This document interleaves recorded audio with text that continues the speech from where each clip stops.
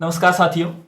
आज की यह वीडियो हमारी जो प्राचीन भारत की सीरीज शुरू हुई थी उसमें जो अभी तक 3 वीडियो अपलोड हो चुके हैं, आज है उसका अंतिम भाग है। आज हमारा प्राचीन भारत कंप्लीट हो जाएगा। इसके बाद हम इसी क्रम में आगे को बढ़ते रहेंगे। तो आपको आज ये कंप्लीट हो जाएगा। आप अच्छे से रिवीजन कर लीजिएगा। जिसने नोट्स बनाए हैं अपने नोट्स बना लीजिए। मैं कहता हूँ सुनने से अच्छा आप अगर नोट्स बनाएंगे तो वो आपके पास सदैव रहेंगे, मतलब, और लिखने से भी बहुत सारा जल्दी याद होता है। तो मेरा यही अनुरोध है कि आप स्वयं इसके नोट्स बनाएं। देन उसके बाद मल्टीपल टाइम उसको रिवीजन करेंगे, 1-2 बार भी करेंगे तो आपके कैच में आ जाएगा। ठीक है, तो देखिए आज वही शुरू करते हैं। आपसे अनुरोध है, वीडियो अच्छी लगती है तो लाइक करिए और कमेंट्स करिए। ठीक है, और अन्य तक आप इसे साझा कर सकते हैं तो वो भी जरूर से करिए। ठीक है, आज का हमारा जो नोट्स हैं वो बहुत अच्छे हैं, बहुत क्लिप्स बना रखे हैं। मैंने सारी चीज़ें इसमें शामिल करने का प्रयास किया है जो भी हमारी छूटी थी। तो आज वही आगे हम स्टार्ट से शुरू करें। तो जो हमारा पिछली क्लास में जो हमने जहाँ तक किया था उसकी बात करें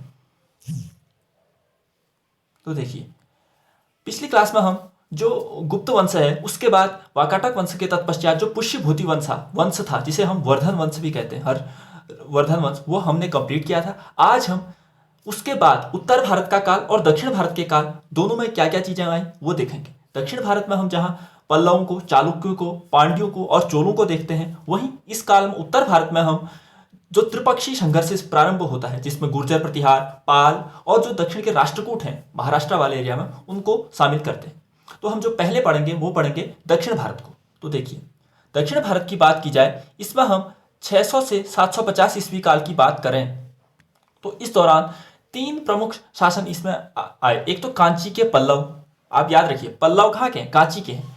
चालुक्य जो बादामी के चालुक्य हैं, और पांड्य जो मदुरै के पांड्य हैं। मैंने आपको पहले जब क्लास कराई थी उसमें बताया था कि जो ये ऐतिहासिक चरण है वो 2 चरण है। जो पांड्य या चोल, इनका उत्थान एक तो होता है ईसवी सदी पहले, प्रथम ईसवी सदी से पहले होता है, और एक उत्थान इनका अभी हो रहा है ये हर्षवर्धन के काल के पश्चात। तो ये दोनों में कंफ्यूजन न करें, उसको वहीं याद करें, इसको यहाँ याद करें। ठीक है, दोनों अलग अलग हैं। अब जैसे हमने वहाँ चोल के लिए कराईकल पढ़ा था वहाँ का, वो इस वाले काल में यहाँ हम राजराज प्रथम, राजेंद्र प्रथम ये सब पढ़ते हैं। तो सबसे पहले हम देखेंगे दक्षिण भारत में 3 क्या, कांची के पल्लव, चालुक्य बादामी के, पांड्य मदुरै के। अब हम देखेंगे सबसे पहले जो बादामी के चालुक्य हैं उनके बारे में। बादामी के चालुक्यों की बात की जाए, बादामी के चालुक्य, सर्वप्रथम इसके संस्थापक की बात की जाए तो जो पुलकेशिन प्रथम है, द्वितीय नहीं, पुलकेशिन प्रथम इसका संस्थापक है। इनकी राजधानी बादामी है जिसे वातापी भी कहते हैं, तो कभी कंफ्यूजन मत पैदा करिएगा, बादामी को ही वातापी कहा जाता है। और इन्होंने जो 2 प्रमुख काम किए, पहले मैं वो बताता हूं फिर इनके शासकों को पढ़ेंगे। पहली बात, जो पट्टदकल के समूह के जो मंदिर है ना कर्नाटका में, पट्टदकल मंदिर के समूह हैं जिसे यूनेस्को धरोहर में भी शामिल किया गया है, वो चालुक्यों, जो बादामी के चालुक्य हैं उनके द्वारा निर्मित किए गए हैं। तो ध्यान रहे, कभी एग्जाम में क्वेश्चन बने कि पट्टदकल मंदिर समूह किसके द्वारा निर्मित है, तो बादामी के चालुक्यों द्वारा। और इन्हीं बादामी के चालुक्यों द्वारा ही जो मंदिर निर्माण की बेसर शैली आई वो इन्हीं के काल में आई। हम मंदिर निर्माण की 3 शैलियां पढ़ते हैं, एक नागर शैली, एक बेसर शैली, एक द्राविड़ शैली। तो द्राविड़ शैली आती है चोलों में, और जो बेसर शैली है ये चालुक्यों द्वारा प्रारंभ की गई। इतना भी याद किया। अब हम देखेंगे इसके जो प्रमुख शासक हैं उनके बारे में, फिर एक साथ रिवाइज करेंगे पूरे बादामी के चालुक्य को। तो इसमें जो सबसे प्रमुख और एकमात्र अति महत्वपूर्ण शासक आता है वो है पुलिकेशिन द्वितीय। आपने पढ़ा होगा, पिछली क्लास में मैंने बताया था कि यह हर्ष को पराजित करता है।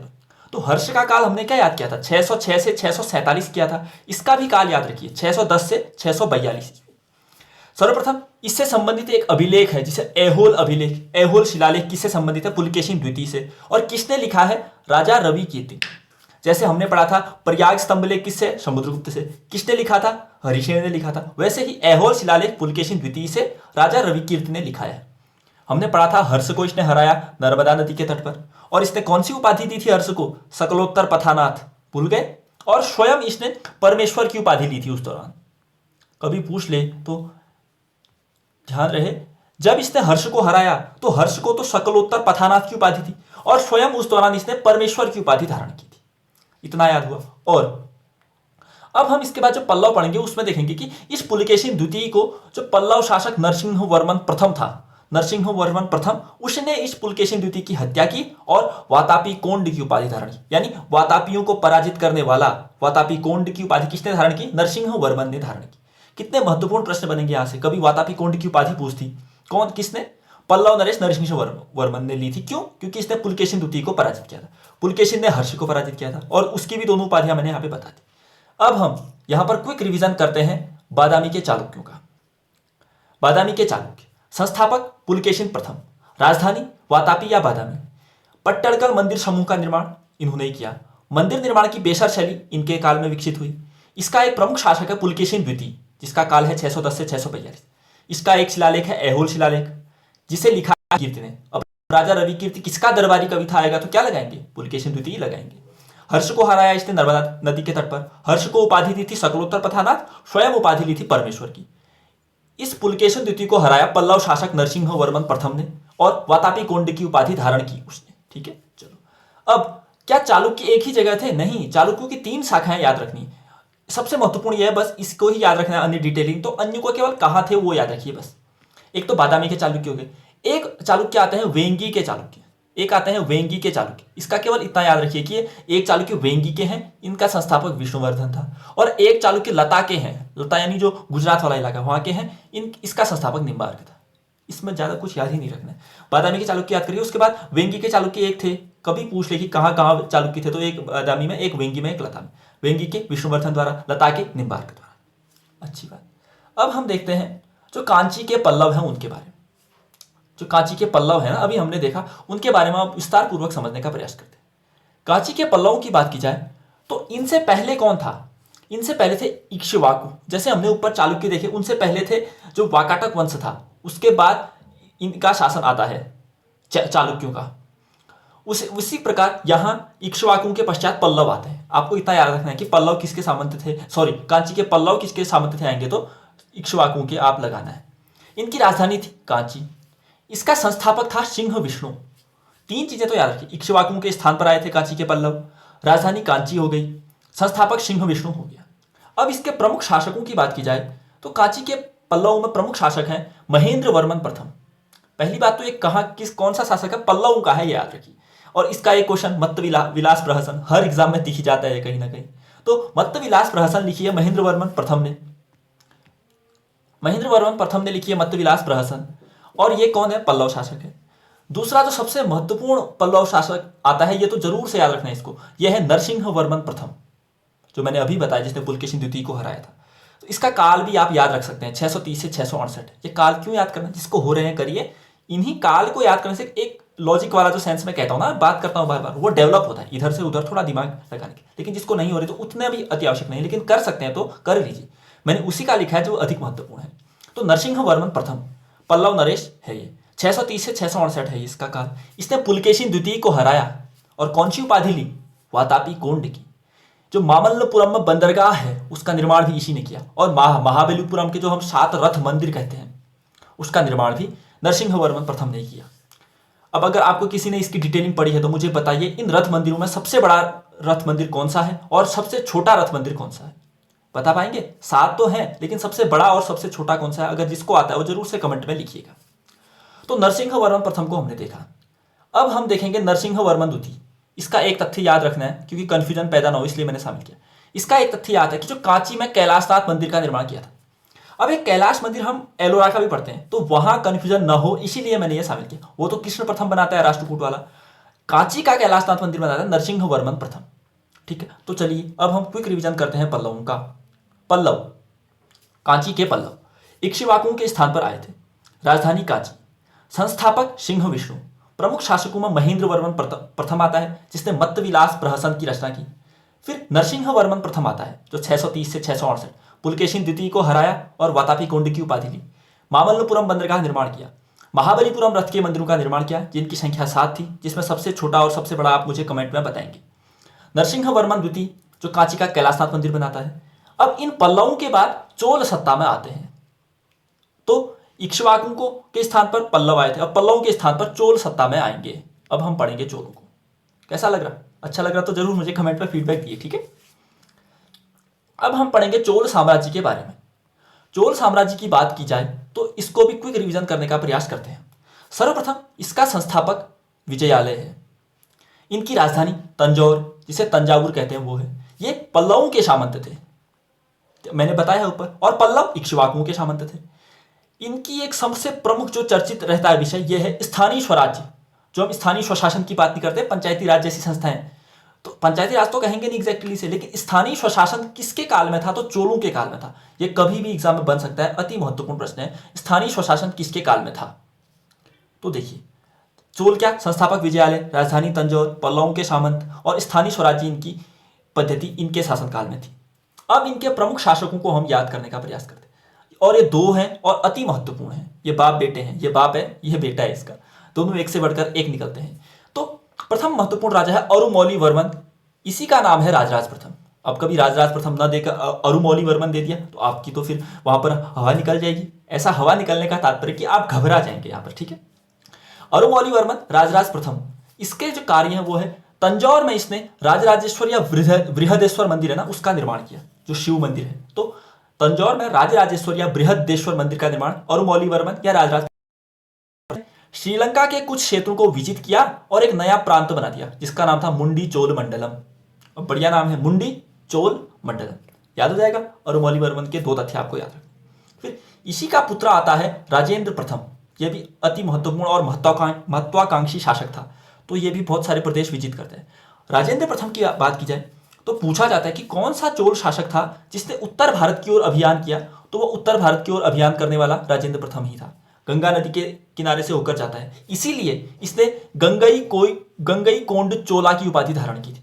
गंगई कोंड चोल ये उपाधि राजेंद्र प्रथम ने धारण की। क्यों? क्योंकि इसने गंगा के रास्ते उत्तर भारत की ओर एक अभियान किया था। इसी के नाम पर इसने एक नगर भी बसाया, गंगई कोंडचोलपुरम, और इसे अपनी राजधानी बनाता है, और यह कावेरी के तट पर है। राजेंद्र प्रथम से तीन तथ्य, उत्तर भारत की ओर अभियान किया, गंगई कोंडचोला की उपाधि धारण की, और गंगई कोंडचोलपुरम नामक एक नगर बसाया, उसे राजधानी बनाई जो कावेरी के तट पर था। अब हम क्विक रिवीजन करते हैं चोलों का। चोल साम्राज्य, संस्थापक विजयालय, राजधानी तंजौर या तंजावुर, पल्लवों के सामंत, स्थानीय स्वराज्य शासन चलाया। इनका प्रमुख शासक अरुमौली वर्मन, जिसे राजराज प्रथम कहते हैं। तंजौर में बृहदेश्वर मंदिर निर्माण, श्रीलंका के कुछ क्षेत्र जीते, मुंडी चोल मंडलम नाम रखा। राजेंद्र प्रथम उत्तर भारत की ओर अभियान चलाया, गंगई कोंडचोलपुला की उपाधि धारण की, गंगई कोंडचोलपुरम नामक राजधानी बसाई इसने जो कावेरी के तट पर था। अब चोल ग्राम प्रशासन को देखें, जो हमने ऊपर बात की कि चोल अपने स्थानीय स्वशासन के लिए जाने जाते हैं, तो उनके ग्राम प्रशासन को देखें तो सबसे पहली बात हमने देखा स्थानीय स्वशासन पद्धति थी चोलों में। यहां एक सभा आती है उर, जिसे वेलन वेगई भी कहते हैं। वेलन वेगई ये क्या थी? ये जो गैर ब्रह्मदेय ग्राम है ना, यानी वे गांव जो ब्राह्मणों को नहीं दिए जाते थे, उसे उर कहते थे या वेलन वेगई कहते थे। एक आती है सभा या महासभा, ये ब्राह्मणों की सभा थी, ठीक है। और एक आता है अग्रहत्ता। अग्रहत्ता ये क्या था? अग्रहत्ता एक सिंचाई हेतु प्रयुक्त पहिया था। कभी प्रश्न एग्जाम में पूछ लिया अग्रहत्ता क्या है, तो कन्फ्यूजन ना पैदा करें। अग्रहत्ता सिंचाई हेतु प्रयुक्त एक पहिया था। पल्ली चंदम ये जैन संस्थान थे, जो उन्हें दी गई जो भूमि थी उसे पल्ली चंदम कहते हैं। एक टर्म आता है मुवेंदु वेलन, ये भूस्वामी को कहते हैं, लेकिन ऐसा भूस्वामी जो 3 राजाओं को सेवा देता हो, मुवेंदु वेलन। और अंतिम तथ्य है पंपा, पोन्ना और रन्ना, ये 3 महान कवि आते हैं। ये कन्नड़ साहित्य के त्रिरत्न हैं। कभी पूछ लेगा कि किस साहित्य के, पूछेगा। जहां तक मैं मानता हूं कि तमिल के, तेलुगु के ऐसे ऑप्शन देगा, कन्नड़ के भी। पंपा, पोन्ना और रन्ना कन्नड़ साहित्य के त्रिरत्न हैं। चलिए रिवाइज करते हैं चोल प्रशासन को। चोल ग्राम प्रशासन, स्थानीय स्वशासन पद्धति। उर जो गैर ब्रह्मदेय ग्राम है, इनसे वेलन वेगई भी कहते हैं। सभा या महासभा जो ब्राह्मणों की सभा है। अग्रहत्ता जो सिंचाई हेतु प्रयुक्त पहिया है। पल्ली चंदम जो जैन संस्थानों को दी गई भूमि है। मुवेंदु वेलन एक भूस्वामी जो 3 राजाओं को सेवा देता है। पंपा, पोन्ना और रन्ना ये कन्नड़ साहित्य के त्रिरत्न कहे जाते हैं। अब हम दक्षिण भारत तो देख लिया हमने, अब हम देखेंगे इसी काल में उत्तर भारत। और उत्तर भारत अति महत्वपूर्ण आएगा इस काल। यहां पर त्रिपक्षीय संघर्ष चलता है, आप इसे ध्यान से समझिए, यहीं पर याद हो जाएगा। 750 से 1000 ईस्वी में उत्तर भारत की बात की जाए तो इस दौरान उत्तर भारत त्रिपक्षीय संघर्ष से जूझ रहा था। और एग्जाम में बहुत क्वेश्चन बनते हैं कि कौन कौन इस त्रिपक्षीय संघर्ष में शामिल था, कभी वंशों के नाम और कभी राजाओं के नाम, तो इसे ध्यानपूर्वक आपको याद रखना है। इसमें उत्तर भारत क्या था? त्रिपक्षीय संघर्ष में था। इस त्रिपक्षीय संघर्ष में 3 वंश थे। एक तो गुर्जर प्रतिहार वंश था, एक पाल वंश था और एक राष्ट्रकूट वंश था। आंख बंद करिए, रिवाइज करिए। 3 शासक, गुर्जर प्रतिहार, पाल और राष्ट्रकूट। इनमें भी 3 शासकों के नाम भी पूछे जाते हैं। गुर्जर प्रतिहार की ओर से वत्सराज शामिल हुआ इस त्रिपक्षीय संघर्ष में, पालों की ओर से धर्मपाल शामिल हुआ और राष्ट्रकूटों की ओर से राजा ध्रुव शामिल हुआ। तो क्या याद करना है? त्रिपक्षीय संघर्ष, गुर्जर प्रतिहार से वत्सराज, पालू से धर्मपाल और राष्ट्रकूट से राजा ध्रुव। ठीक है, अब हम तीनों को डिटेल से समझते हैं। पहले हम समझने का प्रयास करते हैं जो प्रतिहार वंश है।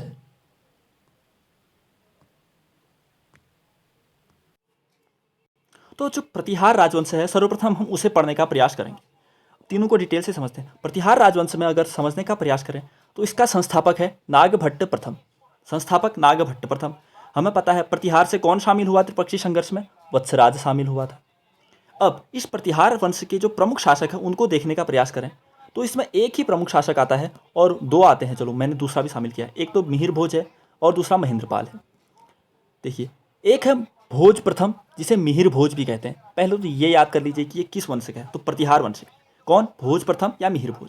इसकी राजधानी थी क्या? कन्नौज। और इसने जो उपाधि धारण की वो है आदि वराह। बेहतर क्वेश्चन बनेगा इससे। आदि वराह की उपाधि किसने धारण की? मिहिर भोज ने। मिहिर भोज कौन था? प्रतिहार नरेश था। और दूसरा प्रमुख शासक आता है यहाँ महेंद्रपाल। इसे इसलिए याद रखना है क्योंकि इसके दरबार में एक राजशेखर नामक कवि थे जो अति महत्वपूर्ण रहते हैं। कभी भी पूछ ले राजशेखर किसके दरबार में थे, तो महेंद्रपाल के दरबार में थे। राजशेखर की दो रचनाएं हैं, कर्पूर मंजरी और काव्य मीमांसा। काव्य मीमांसा दो रचनाएं हैं। तो देखिए, अब हम रिवाइज करते हैं प्रतिहार वंश को। प्रतिहार वंश संस्थापक नागभट्ट प्रथम।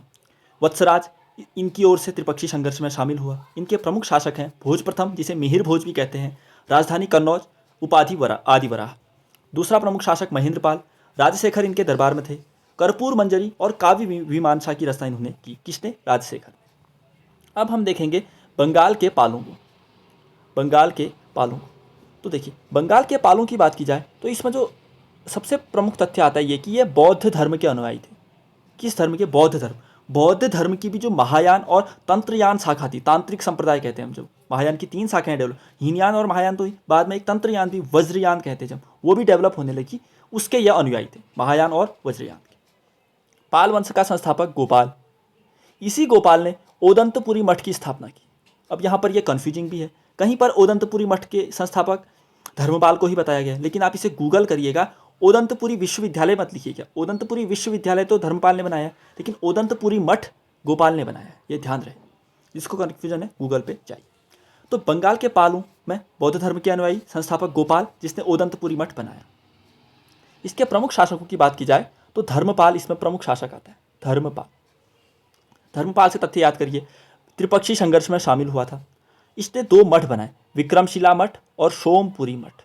बस ये दो याद करने। त्रिपक्षीय संघर्ष में शामिल हुआ धर्मपाल और विक्रमशिला और सोमपुरी मठ बनाया। इस पाल साम्राज्य को रुहमा धर्म भी कहा जाता है। अब ये कितना महत्वपूर्ण तथ्य, कभी भी आएगा तो ये तो आउट ऑफ द बॉक्स वाला ही कहेंगे आप। तो रुहमा धर्म किस साम्राज्य को कहते हैं? तो पाल साम्राज्य को कहते हैं।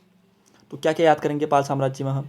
पालों को रिवाइज करें तो देखिए, पाल, बंगाल के पाल, बौद्ध धर्म के अनुयायी, संस्थापक गोपाल जिसने ओदंतपुरी मठ बनाया, अन्य महत्वपूर्ण शासक धर्मपाल जिसने त्रिपक्षीय संघर्ष में शामिल हुआ, विक्रमशिला मठ और सोमपुरी मठ स्थापना की। पाल साम्राज्य को रुहमा धर्म भी कहा जाता है। अब हम देखेंगे अंतिम त्रिपक्षीय संघर्ष में त्रिपक्षीय संघर्ष में जो अंतिम राजवंश शामिल था, राष्ट्रकूटों के बारे में।